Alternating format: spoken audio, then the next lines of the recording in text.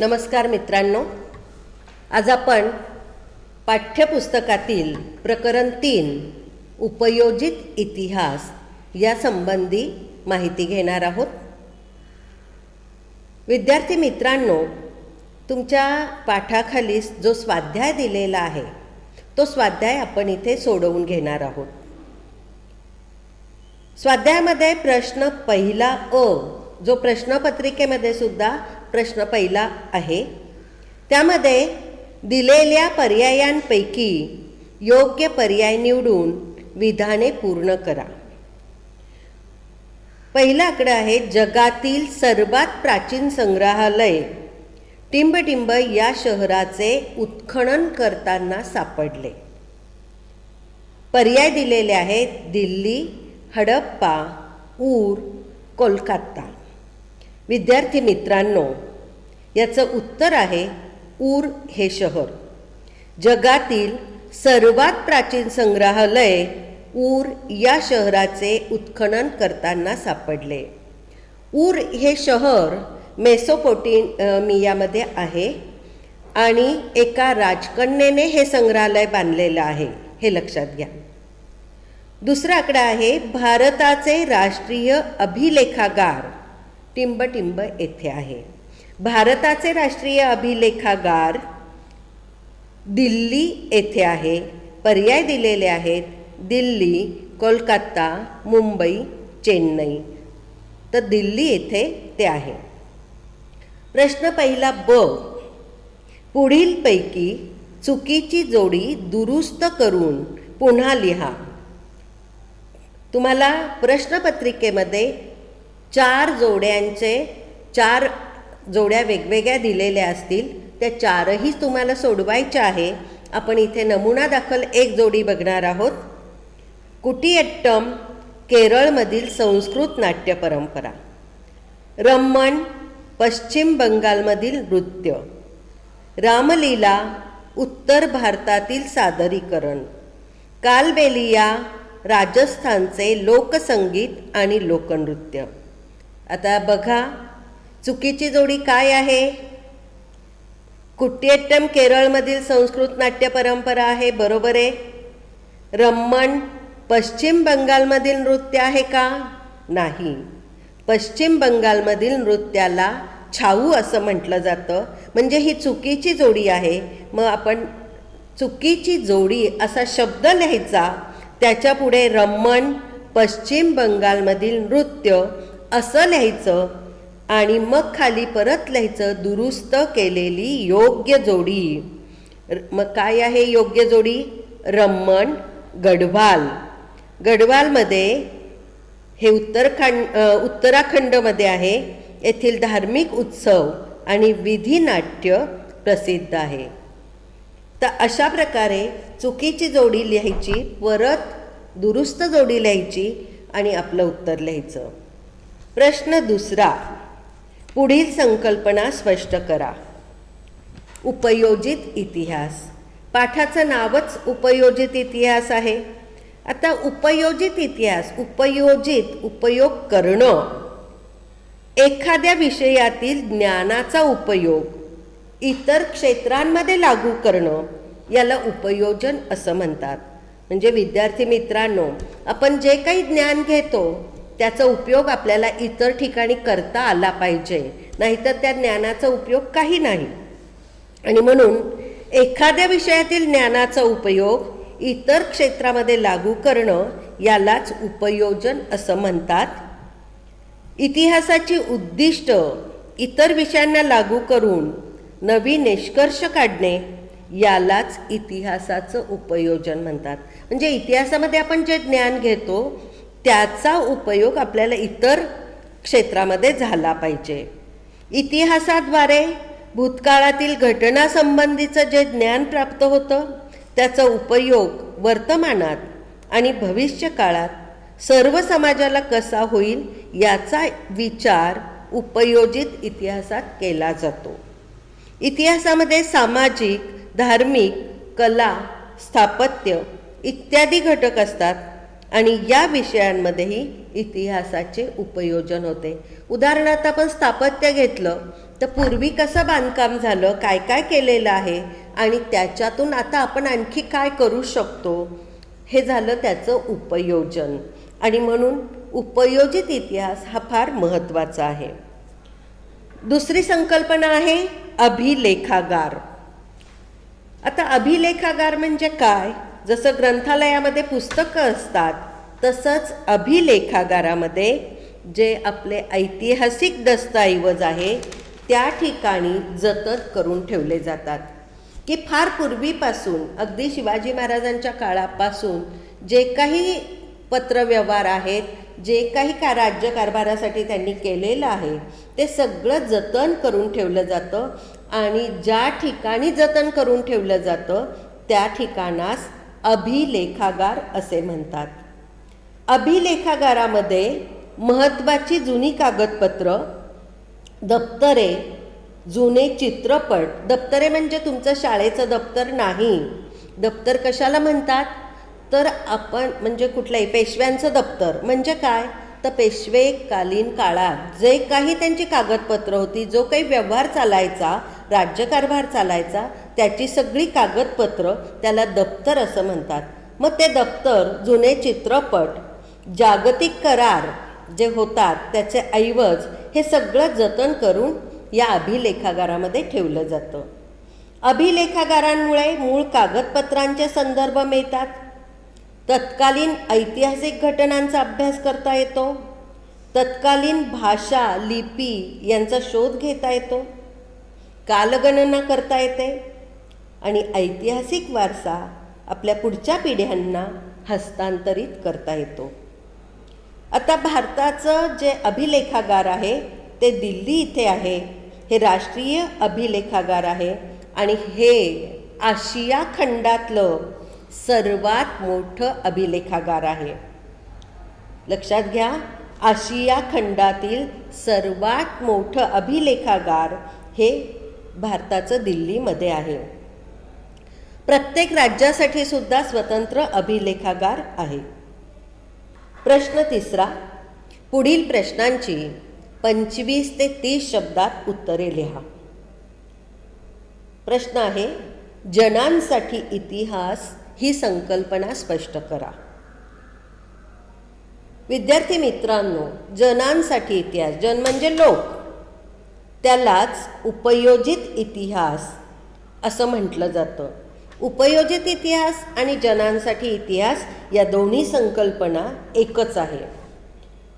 इतिहासाद्वारे भूतकाळातील घटनासंबंधीचं ज्ञान आपल्याला प्राप्त होतं आणि या ज्ञानाचा उपयोग लोकांना वर्तमान आणि भविष्य काळात कसा होईल याचा विचार जनांसाठी इतिहास या विषयामध्ये केला जातो.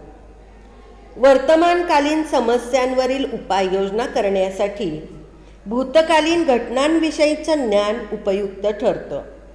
आपण नेहमी म्हणतो की आपल्याला मागच्या अनुभवातून आपण शिकत असतो. तसंच आपण भूतकाळात काही घटना होऊन गेल्या त्यातून आत्ता वर्तमान काळात काय करता येईल हे बघत असतो आणि त्यासाठी या जनांसाठी इतिहास या विषयाचा उपयोग होतो. थोडक्यात सांगायचं म्हणजे इतिहासाच्या आधारे वर्तमान काळाचे यथायोग्य आकलन आणि भविष्य काळासाठी दिशादर्शन असं जनांसाठी इतिहास या विषयाचं वर्णन करता येईल. दुसरा प्रश्न आहे, ऐतिहासिक वारसा स्थळांच्या संदर्भात युनेस्कोने कोणते कार्य केले आहे? युनेस्को ही संयुक्त राष्ट्र संघटनेची एक संस्था आहे. ऐतिहासिक वारसा स्थळांच्या बाबत त्यांनी पुढील कार्य केलं आहे.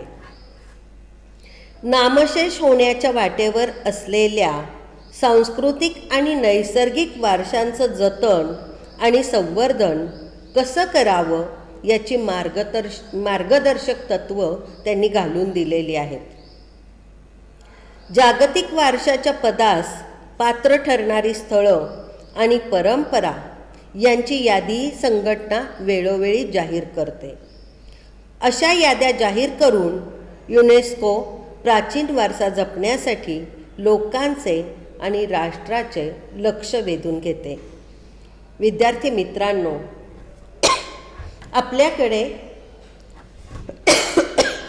आपल्याकडे खूप वास्तू आहेत, किल्ले आहेत प्राचीन काळातले, पण काळाच्या ओघामध्ये ते नामशेष होऊ शकतात आणि म्हणून ते जर जतन करायचे असेल तर युनेस्कोने अनेक देशांना काही मार्गदर्शक तत्त्व घालून दिलेली आहेत आणि म्हणून त्याचं जतन आणि संवर्धन होऊ शकतं. सांस्कृतिक वारसा स्थळांच्या यादीतील महाराष्ट्रातील ठिकाणे कोणती हे शोधून लिहा. सांस्कृतिक वारसा स्थळं युनेस्कोनं जाहीर केलेल्या जागतिक सांस्कृतिक वारसा स्थळांच्या यादीत महाराष्ट्रातली काही ठिकाणं आहेत. एक अजिंठा लेणी आहे, वेरूळची लेणी आहे, कैलास मंदिर आहे, घारापुरीची लेणी म्हणजेच एलिफंटा केव्ज आणि Chhatrapati Shivaji Maharaj terminus railway station ते मुंबईला आहे. या चारही गोष्टींची महाराष्ट्रातल्या युनेस्कोनं वारसा यादीमध्ये नोंद केलेली आहे. प्रश्न चौथा, पुढील संकल्पना चित्र पूर्ण करा. सांस्कृतिक वारसा त्यांनी दिलेला आहे, त्याच्यामध्ये मूर्त आणि अमूर्त अशी दोन आपल्याला संकल्पना चित्र लिहायची आहेत. पुढील संकल्पना चित्र पूर्ण करा. सांस्कृतिक वारसा मूर्त आणि अमूर्त असं आपल्याला त्यात स्पष्ट करायचं आहे. आता मूर्त म्हणजे काय, तर जे आपल्या डोळ्यांना दिसतं त्याला आपण मूर्त स्वरूप म्हणतो, आणि अमूर्त म्हणजे जे दिसत नाही पण जाणवतंय, पाहतोय. म्हणजे उदाहरणार्थ हवा आपल्याला दिसत नाही पण ती आपल्याला जाणवते. तर हे मूर्त आणि अमूर्त सांस्कृतिक वारसा स्थळं आपण आता फळ्यावर बघूयात. विद्यार्थी मित्रांनो, फळ्यावर तुम्हाला दिसतंय सांस्कृतिक वारसा, मूर्त आणि अमूर्त. आता मूर्त म्हणजे जे आपल्याला डोळ्यांना दिसतं, त्याच्यामध्ये काय आहे तर प्राचीन स्थळे. आता प्राचीन स्थळे म्हणजे वेगवेगळे आपण ऐतिहासिक स्थळं बघतो तर शहरं असतात, त्या शहरांची काही वैशिष्ट्ये असतात, ती प्राचीन स्थळं. नंतर प्राचीन वास्तू म्हणजे काय तर इमारत, किल्ला. मग ह्याच्यामध्ये वेगवेगळ्या ताजमहाल आहे, लाल किल्ला आहे, शनिवारवाडा आहे, अशा प्रकारच्या वास्तू. प्राचीन वस्तू, उत्खननामध्ये कधी कधी वस्तू सापडतात. आता तुम्ही केळकर संग्रहालयात गेलात तर अनेक वस्तू तुम्हाला प्राचीन सापडतील, त्या वस्तू. नंतर प्राचीन शिल्प, आपल्या अशोक स्तंभावरचं शिल्प तुम्हाला माहिती आहे. अशी वेगवेगळी शिल्प ती सुद्धा आपल्या इतिहासाची साक्ष देणाऱ्या गोष्टी आहेत. प्राचीन चित्र, खूप आधीपासून आपण ऐकतोय, अगदी आपल्या देशातली नाही परदेशातली सुद्धा मोनालिसा वगैरे ही जी चित्र आहेत ती सुद्धा आपल्या इतिहासाच्या खुणा आहेत. आता अमूर्त, जे आम्हाला दिसत नाही, प्रत्यक्ष आम्ही दाखवू शकत नाही असं घेऊन, त्याच्यामध्ये मौखिक परंपरा आणि त्यांची भाषा. आता मौखिक परंपरा, आमच्या पूर्वजांनी अनेक कथा आम्हाला सांगितलेल्या आहेत. त्या कथा, त्याच्यामध्ये बऱ्याचशा कथा आपल्याला उपदेश करणाऱ्या आहेत. त्याचबरोबर म्हणी आहेत, खूप म्हणी आहेत. तेल गेलं तूप गेलं, हाती धुपाटणं आलं, अशा अनेक म्हणी आहेत. आणि त्या म्हणींच्या वर्ण खूप गर्भितार्थ त्याच्यामध्ये साठलेला आहे आणि तो आम्हाला समजतो. तर त्या मौखिक परंपरा आणि त्याची भाषा, हे सगळं आपल्याला त्याच्यावरनं लक्षात येतं. नंतर पारंपरिक ज्ञान, आमचं पूर्वजांनी आम्हाला काही गोष्टी दिलेल्या आहेत. पूजा कशी करायची, किंवा घरामध्ये म्हणजे प्रत्येक गोष्टीमध्ये, की आपण आता ते शिकत नाहीये. लहान मुलं जसं इतरांचं बघून शिकतात तसं पिढ्यानपिढ्या काही ज्ञान चालत आलेलं आहे आणि ते आमच्यामध्ये आहे, ते पारंपरिक ज्ञान. नंतर प्रत्येक समाजाच्या सण समारंभाच्या सामाजिक पद्धती आणि धार्मिक विधी वेगळ्या वेगळ्या असतात.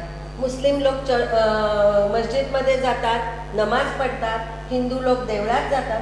प्रत्येकाच्या पद्धती वेगळ्या आहेत आणि त्या पूर्वापार चालत आलेल्या आहेत, त्याच्यावरनं सुद्धा आम्हाला आमचा इतिहास समजतो. कला सादरीकरणाच्या पद्धती. आता कला सादरीकरण आपण बघतो की प्रत्येकाची पद्धत वेगळी आहे. म्हणजे महाराष्ट्रामध्ये कला सादरीकरण वेगळं असतं. महाराष्ट्रामध्ये लावणी आहे, तुम्ही तामिळनाडूमध्ये गेला तर भरतनाट्यम आहे. तर कला सादरीकरणाच्या पद्धतीसुद्धा वेगवेगळ्या आहेत आणि त्याच्यावरनं त्या त्या ठिकाणची संस्कृती, त्या ठिकाणचा सांस्कृतिक वारसा आम्हाला समजतो. नंतर पारंपरिक कौशल्य आहे.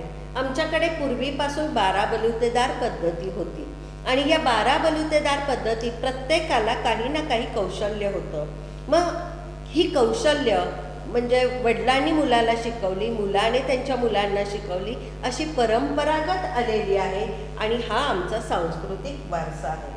नंतर परंपरा, पद्धती, कौशल्य आणि ते आत्मसात असणारे समूह किंवा गट.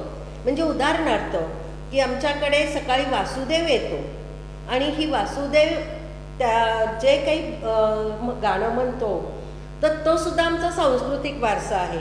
नंतर कठपुतळीचे खेळ करणारे जे लोक आहेत ते सुद्धा वेगवेगळे म्हणजे चित्रांच्या आधारे ते खेळ दाखवतात. तर हे जे समूह आहेत हे त्यांना हे कौशल्य आत्मसात आहे. हा सगळा आमचा सांस्कृतिक वारसा आहे आणि त्याच्यावरनं आम्हाला आमची संस्कृती समजते, इतिहास समजतो. तर अशा प्रकारे मूर्त आणि अमूर्त अशा दोन्ही प्रकारे आपल्याला सांस्कृतिक वारसा लाभलेला आहे. प्रश्न 5. पुढील विधाने सकारण स्पष्ट करा. 1. त्यामध्ये तंत्रज्ञानाचा इतिहास अभ्यासावा लागतो. आता विद्यार्थी मित्रांनो, तंत्रज्ञानाचा इतिहास अभ्यासावा लागतो याची कारणं पुढील प्रमाणे. 1. कृषी उत्पादन, वस्तूंचं उत्पादन, स्थापत्य, अभियांत्रिकी इत्यादीमध्ये सतत बदल होतात आणि त्यामागील कारण परंपरेची साखळी समजून घेण्यासाठी आपल्याला तंत्रज्ञान अभ्यासावं लागतं. कृषी क्षेत्रामध्ये नवनवीन खतं येतात, नवनवीन बियाणं येतात. त्यामुळे मागचं आपण बघायचं आणि कुठली नवीन यंत्र आलेली आहेत त्याचा वापर करायचा, यासाठी ह्या गोष्टी आवश्यक आहेत. मानवाच्या उत्क्रांतीच्या वाटचालीत दगडी हत्यारं घडवण्यापासून ते कृषी उत्पादनाच्या विकासापर्यंत त्याला समजलेलं विज्ञान आणि त्यावर आधारलेलं तंत्रज्ञान आपल्याला समजून घेतलं पाहिजे. मानवाने सुरुवातीला दगडी हत्यार बनवलं, ते ओबडधोबड होतं. मग त्यात परत विकास होत गेला की अरे हे नाही बरोबर, ह्याने काही शिकार होत नाही, मग चांगलं बनवायला पाहिजे आणि म्हणून तो त्यातून विकसित होत गेला. म्हणजे मागच्या अनुभवावरनं तो पुढे आणि अधिक अनुभवी झाला. आणि हे सगळं कशामुळे? तर तंत्रज्ञानामुळे. विज्ञान आणि तंत्रज्ञान हे नेहमीच एकमेकांवर अवलंबून आहे आणि हे समजण्यासाठी आपल्याला तंत्रज्ञानाचा इतिहास अभ्यासावा लागतो. दुसरा प्रश्न आहे, जागतिक वारशाच्या पदास पात्र ठरणारी स्थळे, परंपरा यांची यादी युनेस्कोद्वारे जाहीर केली जाते. उत्तर आहे, पूर्वजांनी निर्माण केलेल्या कलाकृती, परंपरा हा आपला सांस्कृतिक वारसा असतो आणि त्याविषयी आपल्या मनात आपुलकी आहे, अभिमान आहे. हा वारसा पुढील मानवी पिढ्यांच्या हितासाठी जपणं आणि त्याचं संवर्धन होणं खूप गरजेचं आहे. काळाच्या ओघात हा ठेवा नामशेष होऊ नये आणि त्याचं जतन कसं करावं याच्या दिशादर्शक तत्वांच्या आधारे जागतिक वारशाच्या पदास पात्र ठरणारी स्थळे आणि परंपरा यांची यादी युनेस्को या जागतिक संघटनेकडनं जाहीर केली जाते. जर असं केलं नाही तर पुढच्या पिढीला या गोष्टी बघता येणार नाही आणि म्हणून त्याचं जतन, संवर्धन आवश्यक आहे. प्रश्न 6. पुढील प्रश्नांची सविस्तर उत्तरे लिहा. विद्यार्थी मित्रांनो, ह्याच्यामध्ये मोठं उत्तर अपेक्षित आहे कारण एक प्रश्न 4 गुणांसाठी असतो. प्रश्न असा आहे, पुढील विषयांच्या संशोधनात इतिहासाची संशोधन पद्धती कशी उपयुक्त ठरेल ते स्पष्ट करा. आता कुठले कुठले विषय दिले तर विज्ञान, कला आणि व्यवस्थापनशास्त्र. तर विज्ञानामध्ये इतिहासाची पद्धती कशी उपयुक्त ठरेल हे आपण पाहूया. मानवी गरजांची पूर्तता आणि जिज्ञासेचे समाधान करण्याच्या प्रयत्नातून अनेक वैज्ञानिक शोध लागतात. त्याआधी अस्तित्वात असलेल्या वैज्ञानिक ज्ञानाचा उपयोग करावा लागतो. या शोधामागील कारण परंपरा, कालक्रम आणि सिद्धांत यांचा अभ्यास केला जातो आणि विज्ञानाच्या इतिहासाचे ज्ञान प्रत्येक शोधाच्या वेळी उपयुक्त ठरते.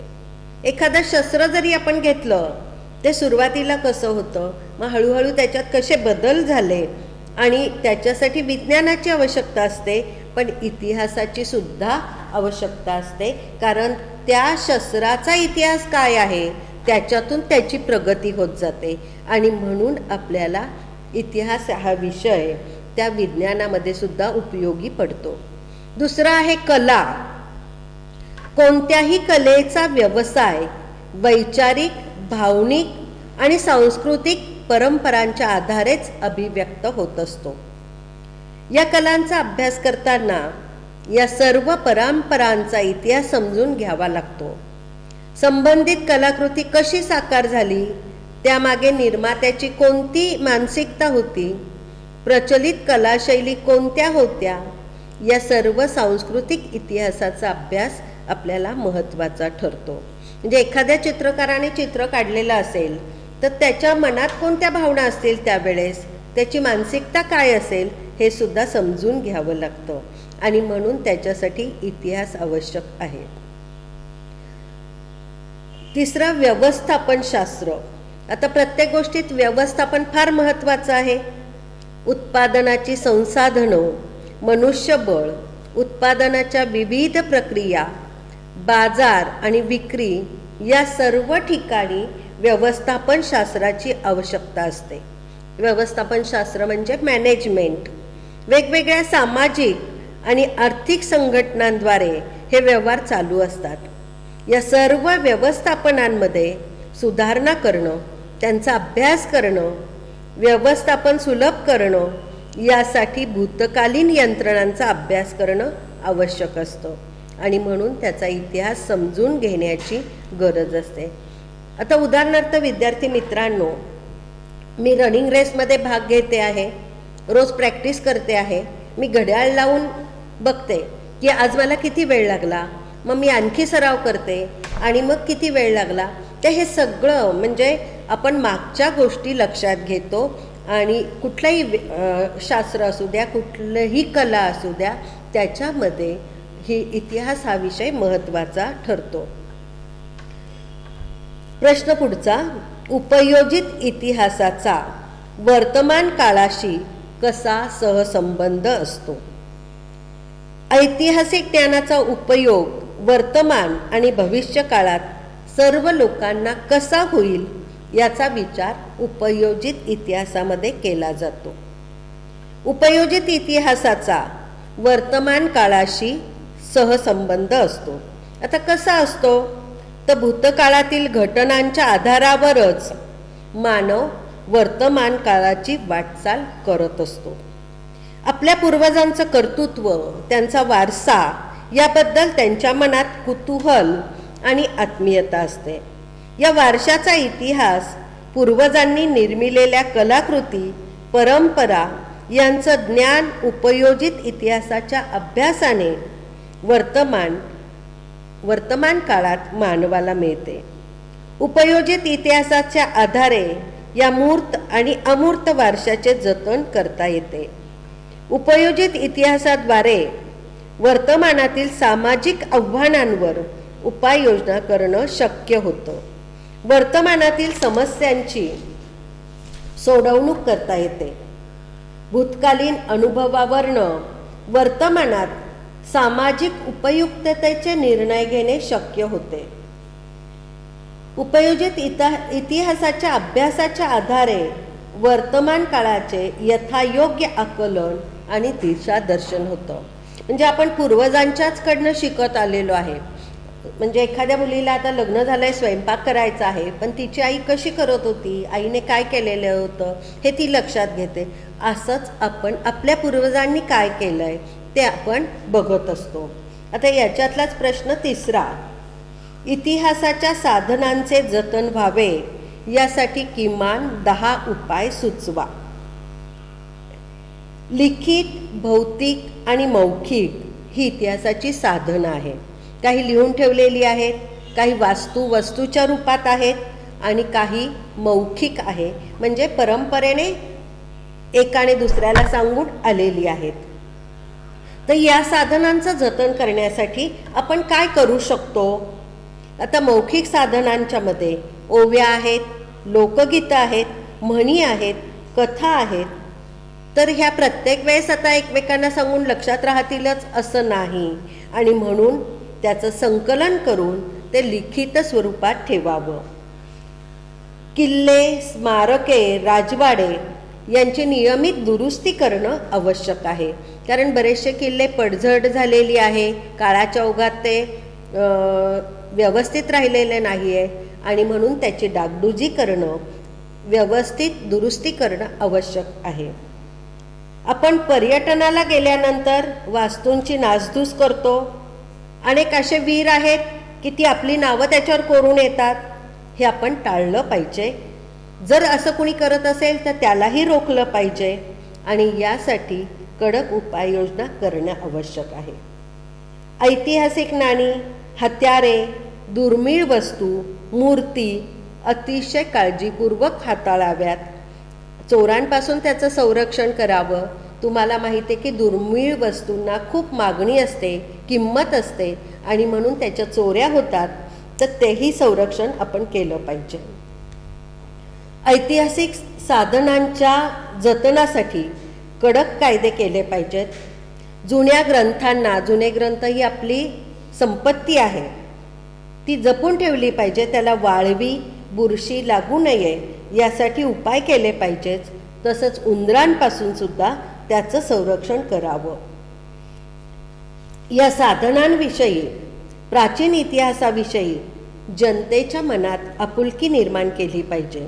लोकांना त्याचं महत्त्व समजलं पाहिजे, त्याबद्दल गोडी निर्माण झाली पाहिजे, म्हणजे त्याचं संरक्षण होईल. प्रत्येकाला हा आपला ऐतिहासिक वारसा आहे त्याचा अभिमान वाटला पाहिजे, आणि ही गोडी निर्माण झाली तर नक्कीच संरक्षण होईल. ऐतिहासिक साधनांच्या संरक्षणासाठी स्थानिक लोकांना सहभागी करून घ्यावं, म्हणजे त्यांना त्याबद्दल प्रेम, आपुलकी वाटेल. त्यामुळे ते स्वतः नीट वागतील आणि इतरांनाही घाण करू देणार नाही.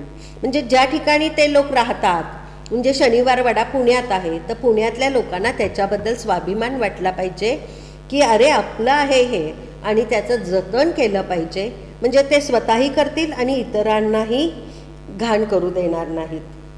ऐतिहासिक साधनांच्या जतनात सर्वसामान्य जनतेला मोठ्या प्रमाणात सहभागी करून घ्यावं. त्यासाठी वेगवेगळे उपक्रम आखावेत, आणि या सर्व साधनांच्या जतनासाठी अनुभवी तज्ज्ञ मंडळींचं सहाय्य घेणं आवश्यक आहे. अशा रीतीने आपण इतिहासाच्या जे आपली वारसा साधनं आहेत त्याचं जतन करू शकतो. प्रश्न चौथा, नैसर्गिक आणि सांस्कृतिक वारसा जतन करण्याच्या प्रकल्पातून कोणत्या गोष्टी साध्य होतात? नैसर्गिक आणि सांस्कृतिक वारसा जतन करण्याच्या प्रकल्पांतर्गत वारसा स्थळांचे मूळ स्वरूप न बदलता जतन आणि संवर्धन शक्य होतं. म्हणजे जे पूर्वीपासून आलेलं आहे त्याच्यात बदल नाही करायचा. शिवाजी महाराजांनी जो किल्ला केलेला आहे त्याच्यात आपण आधुनिकता आणायची नाही आहे तसंच ठेवायचं आहे. म्हणजे जरी दुरुस्ती करायची आहे पण मूळ गाभ्याला हात लागता कामा नये.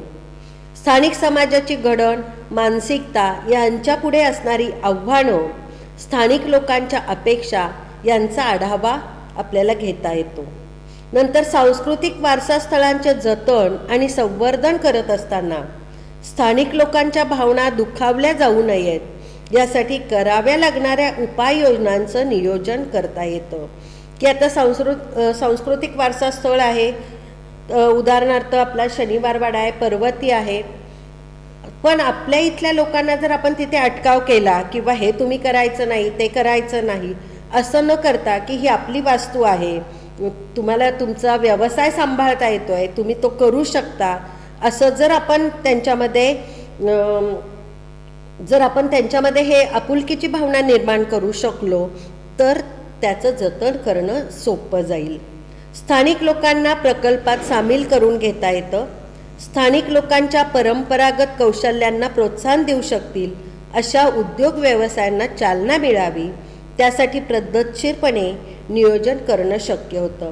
उदाहरणार्थ आपल्याकडे जे ऐतिहासिक ठिकाणं आहेत, आता सिंहगड आहे, सिंहगडावर लोक जातात, मग तिथे पिठलं भाकरीची सोय केली जाते, स्थानिक लोकांना रोजगार मिळतो. तर अशा ज्या गोष्टी आहेत त्या लोकांना त्यांच्या कौशल्यांना आपण प्रोत्साहन दिलं पाहिजे, त्यांना तिथे रोजगार मिळतो आणि त्यामुळे तेही त्याचं संवर्धन जतन करू शकतील.